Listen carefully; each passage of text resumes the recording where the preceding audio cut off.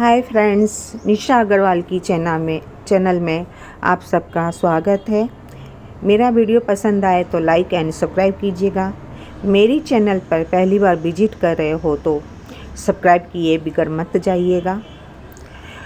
तो चलिए आज का एपिसोड चालू करते हैं। बोलते हैं कि जैसे कि आप सभी जानते हैं कि अनुपमा में अभी ये दिखाया जा रहा है कि दोनों जन, अनुपमा और अनुज, दोनों घर छोड़ दिए हैं। तो अनुपमा मंदिर में थी, उसी टाइम बलराज आता है और उससे बात करता है, उसे समझाता है और उसे बोलता है कि तेरी गलती है, तूने अनुज को इतनी छूट दी, तूने उस पर विश्वास किया। तू बोलती थी कि मेरा अनुज ऐसा है वैसा है, उसे भगवान का दर्जा दिया, तो ये तेरी गलती थी। तू कहती थी कि नहीं, मेरा अनुज ऐसा कभी नहीं कर सकता, मुझे धोखा नहीं दे सकता। आखिर में वो छोड़ के चला गया ना, तो मुझे तेरी चिंता है इसलिए मैं आया हूँ। मेरे साथ वापस चल अपने घर में, मेहमान बन के नहीं, मालकिन बनकर।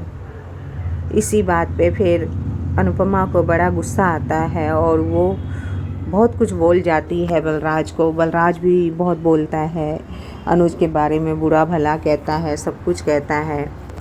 तो अनुपमा से रहा नहीं जाता, तब वो बोलती है कि अनुज जैसा भी है, भला है बुरा है, जो भी है वो मेरा पति है। इसमें आप कौन होते हो? आप एक नॉर्मल इंसान हो, रास्ते चलते इंसान हो, तो आप उसी जगह रहो। आप मेरी चिंता मत करो। हम पति पत्नी के बीच में आप मत आओ। जैसा भी है हम सुलट लेंगे आपस में, हमारी घर की बात है, मियाँ बीवी की बात है। इस तरह से वो उसको झड़का देती है और बोल रही है। तो बलराज यही बोल रहा है कि ऐसा नहीं, जब मैं भी है ना बहुत परेशान था, तकलीफ़ में था, तो तूने भी मेरा साथ दिया था। हमारा कोई रिश्ता नहीं था, फिर भी दोस्ती के लिए तूने साथ दिया था मेरा। तो उसी नाते मैं भी तेरा साथ देने ही आया हूँ। और अगर मालकिन बन के नहीं जाना तो कोई बात नहीं, लेकिन एक दोस्त के नाते मुझे कभी भी फ़ोन करना हेल्प के लिए। तो वो बोलती है कि नहीं, मुझे कोई भी हेल्प नहीं चाहिए। फिर बलराज बोलता है कि आगे कुछ सोचा है? अगर अनुज नहीं आएगा लाइफ में तो क्या करेगी? तो वो बोलती है क्यों नहीं आएगा, वो आएगा, और नहीं भी आए तो मैं उसके इंतज़ार में निकाल लूँगी पूरा टाइम। सुख निकाला है मैंने उसके साथ, तो दुख भी उसके गम में निकाल लूँगी उसका इंतज़ार करके, लेकिन मैं तेरे साथ नहीं जाऊँगी। ठीक है। तो बलराज को चिंता है, वो बोलता है अपनी हालत देखो, क्या हालत बना ली है तूने, इसलिए मुझे फ़िक्र है तेरी, इसलिए मैं बोल रहा हूँ चलो। लेकिन वो मना कर देती है। आखिर में पहला पति है, देखकर उसको थोड़ा तो दुख होता ही है। और वो कहीं ना कहीं अब उसकी कदर करता है अनुपमा की, उससे प्यार करने लगा वापस। जब उसके पास थी तब उसने कदर नहीं की उसकी। वही बात है, जब अपने पास चीज़ होती है उस चीज़ की हमें कदर नहीं होती है। जब वो चीज़ हमारे से दूर चली जाती है तो उसकी बहुत कदर होती है, तब उसकी कीमत पता चलती है कि हाँ वो क्या चीज़ थी। तो उसी तरह आज बलराज को भी पता चल रहा है।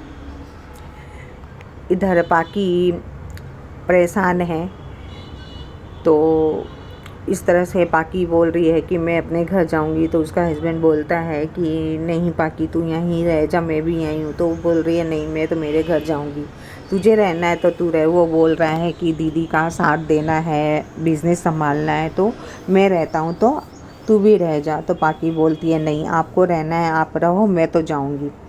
तो वो तो निकलने लगती है। इतने में वो उसका पति उसको रोकने की कोशिश करता है। इतने में उसकी दीदी सामने आ जाती है और वो रोकने नहीं देती है। वो बोलती है कि कोई बात नहीं, उसे अभी जाने दे, वो गुस्से में है, जब उसका दिमाग सही होगा तो वो वापस आ जाएगी। तो वो उसका पाकी का जो पति है वो बोलता है कि नहीं, ऐसा नहीं है, अभी मुझे उसकी चिंता है, क्योंकि उसकी मम्मी नहीं मिल रही है, वो परेशान है, उसके यहाँ साथ मुझे देना चाहिए, तो मुझे अभी उसके पास जाना होगा। इस तरह से वो भी वहाँ से निकल जाता है। और घर वाले तो परेशान है। यहाँ पे अनुज पागलों की तरह हो रहा है, उसे अपना अतीत सामने दिखता है। वो कहा जाता है ना, हमारी अंदर की आत्मा हम गलत है कि सही वो हमारे सामने आके हमें दिखाती है कि तुम गलत है कि सही है। तो उसी तरह उसे भी ये चीज़ महसूस होती है, उसका अतीत उसकी आत्मा उसको आके बोलती है कि अनुज तू गलत है, तूने अनुपमा के साथ गलत किया है, तू इतने सालों का प्यार उसका भूल गया, वो कहाँ गलत है ये बता, तू गलत है। तो वो बोल रहा है क्या बेटी मेरी गई है तो वो उसको जाने दी नहीं, मुझे भी उसे रोकने नहीं दी, तो क्या इसमें भी मैं गलत हूँ? तो उसका अतीत बोलता है कि हाँ तू ही गलत है, क्योंकि अनुपमा जानती थी कि वो जाएगी, वो माया की बेटी है तो वो जाएगी। तो इस तरह से उसको अतीत दिखता है और उसको सही गलत का वो बात बताता है। और वो ये भी अनुज बोलता है अपने अतीत से कि है ना, बाप सुबह शाम इतना ये मेहनत करके घर पहुंचता है तो उसकी कोई परवाह नहीं करता है कि है ना, उसको खाली बच्चों का दुख खाली माँ के लिए होता है।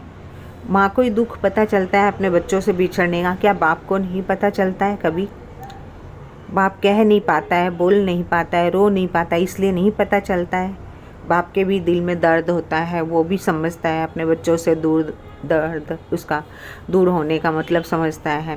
तो मेरे लिए मेरी बेटी सबसे बड़ी मायने थी मेरी ज़िंदगी के लिए। आज वो चली गई है तो मेरी लाइफ का कोई मतलब नहीं, मैं अनुपमा से बहुत दूर चला जाऊँगा। तो उसका अतीत बोलता है तू जा पाएगा, अनुपमा को छोड़ पाएगा, भूल पाएगा? तू कहाँ अनुपमा को छोड़ पाएगा? अनुपमा तो तेरे अंदर है, तो कहाँ से तू उसको भूल पाएगा? कहीं पे भी जाएगा अनुपमा तेरे साथ है। तो वो बोलता है नहीं मैं बहुत दूर चला जाऊँगा। उसका ईगो, अनुज का ऐसे होता है कि ईगो हट होता है कि नहीं मैंने अब जीत पकड़ ली है तो ये करना ही है। उधर अनुपमा आज भी अनुज की तारीफ़ करती है, कुछ भी हो वो बोलती है। उसका दुख सबसे बड़ा, मेरे हस्बैंड का दिल टूटा है, तो दिल टूटा है तो वो थोड़ा परेशान तो होगा, कुछ तो बोलेगा ना, इस तरह से बोल रही है। तो यही चल रहा है। अनुपमा बोल रही है कि एक दीवा भी अगर टूट जाता है तो उसमें भी आवाज़ होती है। तो मेरे हस्बैंड का तो